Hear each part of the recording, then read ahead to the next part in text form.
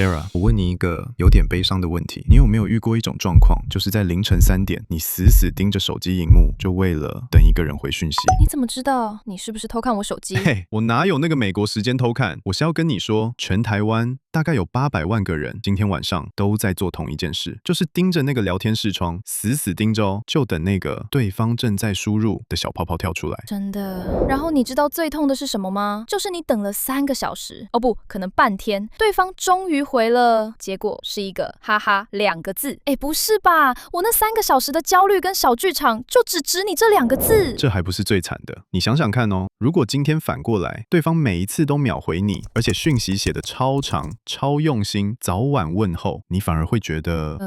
反而觉得有点无聊。哇，我这样讲出来，真的觉得自己是不是有病先不要急着挂号看医生，因为今天这集我们要用科学来帮你平反。你不是有病，是你的大脑不小心被设计成了一台吃饺子老虎机。欢迎来到脑卡卡，我是 Sarah， 我是 Alan。今天我们来聊一个8成以上的人都中过招，但永远搞不懂自己为什么会中招的事。为什么渣男跟渣女永远比好人有吸引力？还有你天天在滑的交友软体，到底是怎么把你的大脑变成一台停不下来的赌博机？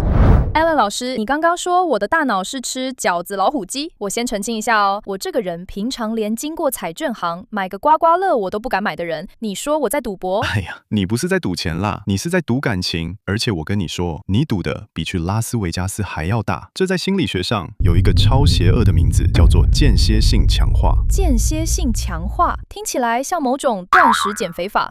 不，这比减肥可怕多了。心理学家史金纳做过一个实验，他把老鼠关在箱子里，里面有一根拉杆，老鼠每按一次，有时候会掉食物，有时候什么都没有。重点来了，掉食物的时间跟次数完全没有规律，所以老鼠根本不知道这次按下去到底会不会中奖。对，结果你猜怎么样？那些老鼠疯了，他们疯狂的没日没夜的一直按那根拉杆，那个疯狂的程度比那些每次按都有食物吃的老鼠还要夸张10倍以上。等等，你的意思是因为不确定反而让人更上瘾？ Bingo， 这就是吃饺子老虎机的设计原理啊！你想嘛，如果每次投10块钱，它就一定吐20块出来，你玩个10分钟就腻了，对吧？但如果10次里面只中1次，而且你永远猜不到是哪一次，恭喜你的多巴胺已经彻底失控了，你根本停不下来。天哪，所以我懂了，那个已读不回我的渣男，他就是那根拉杆，我在那边握着手机等他回讯息，就跟那只老鼠在疯狂按拉杆是一模一样的。完全正确，你看哦，他偶尔回你一句超甜的，偶尔消失3天不见人影，然后又偶尔突然半夜约你出来，这种忽冷忽热的模式，跟拉斯维加斯的赌博机用的是同一套演算法。那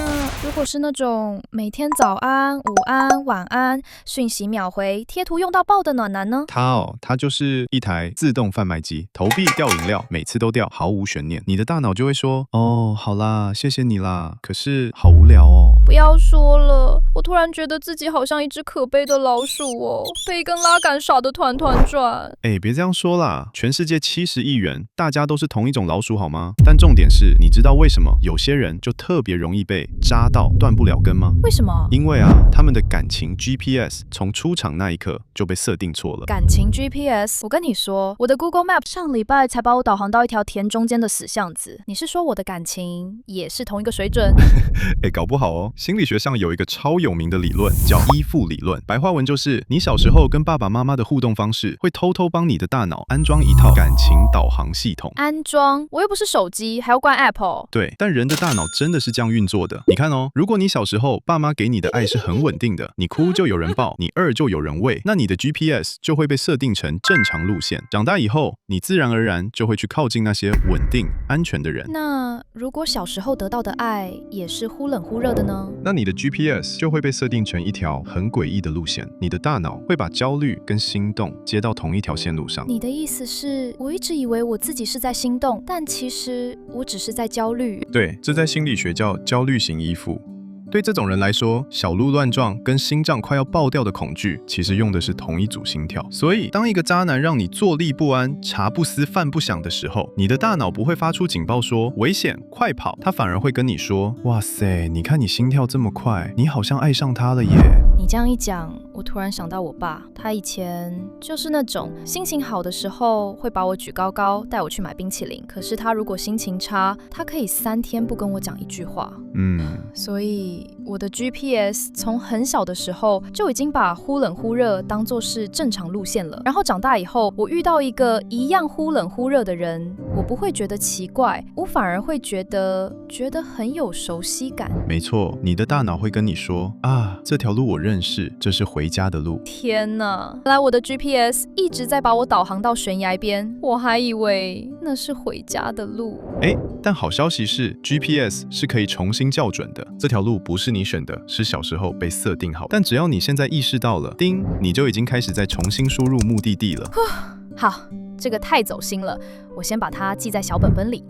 把内心的 GPS 修好，是我们能为自己做的第一步。但说实话，现代人的感情会卡关，不全是我们自己的问题。这个世界也设下了另一个巨大的陷阱。Sarah， 我问你，你去过那种一个人2000块的高档 buffet 吗？有啊，上次去那种高档 buffet， 光是那个甜点区哦，就有40几种蛋糕哦。那我问你，吃完走出来的时候，你觉得满足吗？老实说，吃完反而有一种空虚感，就是好像每一样我都只夹了一口，但没有一样是真的吃爽的。而且走去搭捷运的时候，还会一直懊恼说，刚当那个松露蒸饭我忘记拿了啦。就是这个感觉。心理学家施瓦兹把这个叫做选择悖论，白话讲就是自助餐焦虑。选项越多，你反而越不满意，因为你的脑袋永远在想一件事：隔壁那一盘会不会比较好吃？等等，所以交友软体就是感情界的buffet吃到饱？对啊。你手指这样一滑，刷刷刷，就是几百个人的脸，你的大脑会开始产生一种幻觉，下一个一定更好。所以啦，你永远不会好好经营眼前这盘菜，因为你觉得隔壁还有一整个甜点区，你还没逛完呢。